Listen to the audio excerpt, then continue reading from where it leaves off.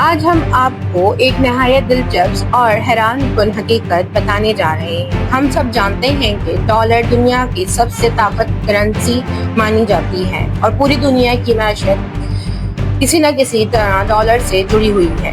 لیکن کیا آپ لوگ جانتے ہیں کہ ایک ہی ڈالر پاکستان، بھارت، افغانستان میں اتنی مختلف قیمت پر کیوں ملتا ہے؟ جی ہاں، اگر آپ پاکستان میں ڈالر بدلنے جائیں تو ایک ڈالر کے بدلے آپ کو تقریباً 278 روپے ملتے ہیں، اور یہی ڈالر اگر آپ بھارت میں لے کر جائیں تو آپ کو بدلے میں 87 روپے ملتے ہیں، اور یہی ڈالر آپ افغانستان لے کر جائیں تو بدلے میں آپ کو 67 روپے ملتے ہیں۔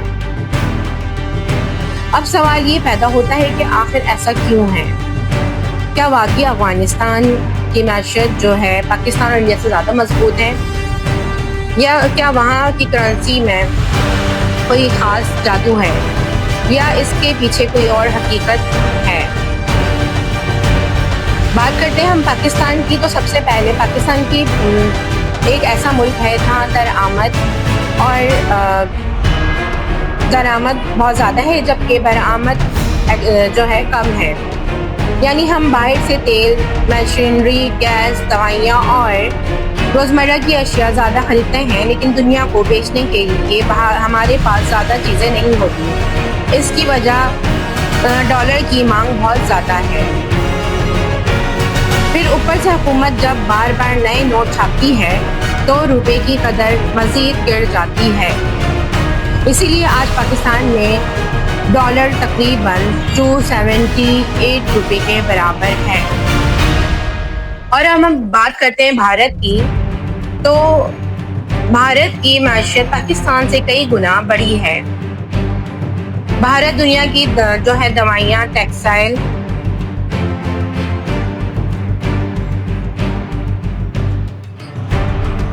آٹو موبائل اور سب سے بڑھ کا IT سروس ایکسپورٹ کرتا ہے۔ یہی وجہ ہے کہ بھارت کے پاس ڈالر کا بڑا ذخیرہ موجود رہتا ہے۔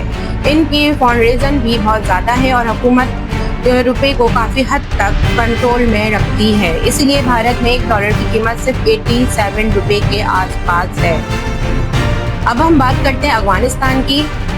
افغانستان پر جو اصل میں آج کے بات کی جا رہی ہے، تو افغانستان کی معیشت تو تباہ حال ہے۔ تو وہاں کی انڈسٹری مضبوط ہے، نہ بڑی ایکسپورٹس ہے، نہ ہی سیاسی استحکام ہے، لیکن تو پھر آخر وہاں ایک ڈالر کے بدلے صرف 67 افغانی روپے کیوں ملتے ہیں؟ یہ سب کچھ مصنوعی طریقے سے کیا گیا۔ افغانستان حکومت نے کچھ خاص اقدامات اٹھائے ہیں جن کی وجہ سے افغانی کرنسی بظاہر مضبوط دکھائی دیتی ہے۔ افغانستان کی کرنسی مصنوعی طور پر مضبوط کیوں ہے؟ ڈالر فارن کرنسی پر پابندی۔ افغانستان میں قانوناً فارن کرنسی استعمال نہیں کی جا سکتی، یعنی آپ ڈالر یا پاکستانی روپے میں کوئی لین دین نہیں کر سکتے، صرف افغانی نوٹ چلتے ہیں۔ جب حکومت ڈالر کو مارکیٹ سے باہر کر دیتی ہے تو افغانی کی ڈیمانڈ باہر بڑھ جاتی ہے اور اس کی ویلیو اونچی دکھائی دیتی ہے۔ نئے نوٹ نہ چھاپنا۔ افغانی حکومت نے کئی سالوں سے نئے نوٹ شائع کرنے تقریباً بند کر رکھا ہے، یا اگر چھاپ بھی رہے ہیں تو بہت کم مقدار میں۔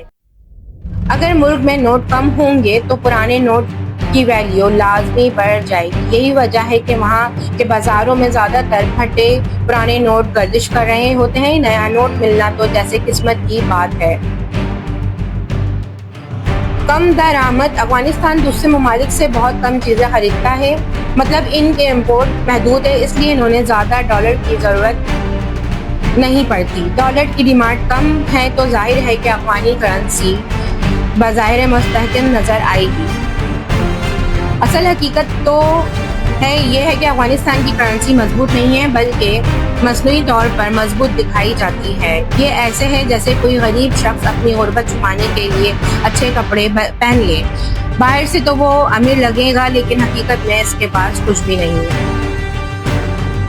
ہم بات کریں افغانستان حکومت نے کم نوٹ چھاپ کر اور فارن کرنسی پر پابندی لگا کر افغانی کو کاغذ پر مضبوط بنا دیا ہے، لیکن یہ درپا نہیں ہے. اگر کل کو افغانستان زیادہ نوٹ چھاپنے لگے گا تو ڈالر پر پابندی ہٹا دیں تو افغانی کی ویلیو فوراً گر جائے گی.